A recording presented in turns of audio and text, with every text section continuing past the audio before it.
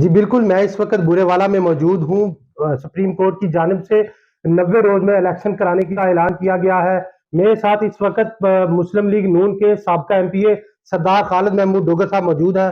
ہم ان سے بات کر کے جاننے کی کوشش کرتے ہیں کہ موجودہ جو سیاسی صورتحال ہے، مسلم لیگ نون اس وقت اپنی پوزیشن کو کس جگہ پر دیکھتی ہے۔ السلام علیکم۔ سپریم کورٹ کی طرف سے آرڈر جاری ہوا ہے، اس کے بعد آپ نے کیا نیا عمل اپنایا اور کیا مسلم لیگ نون اس وقت الیکشن جو کنٹیسٹ کرنے کی پوزیشن میں ہے؟ بسم اللہ الرحمن الرحیم۔ سب سے پہلے تو میں آنریبل سپریم کورٹ کے فیصلے کی بات کرتا ہوں کہ 9 ججز کا بینچ تھا، تو آپ نے بھی دیکھا، میں نے بھی دیکھا، پوری قوم نے بھی دیکھا کہ فیصلہ صرف 3 ججز نے کیا۔ اس کا مطلب کہ آئینی طور پر فیصلے میں کوئی نہ کوئی خامی ضرور ہے جو ججز ایک پیج پہ نہیں ہے۔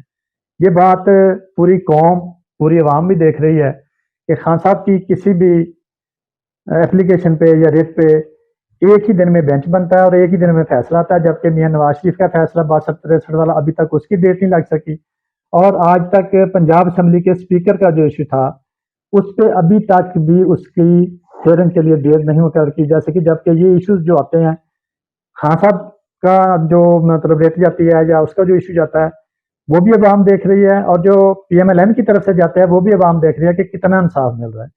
باقی اللہ کے فضل سے ہماری پارٹی کا مورال بلند ہے، اور انشاءاللہ جو اعتماد ہے وہ انشاءاللہ پی ایم ایل این کے ساتھ ہے۔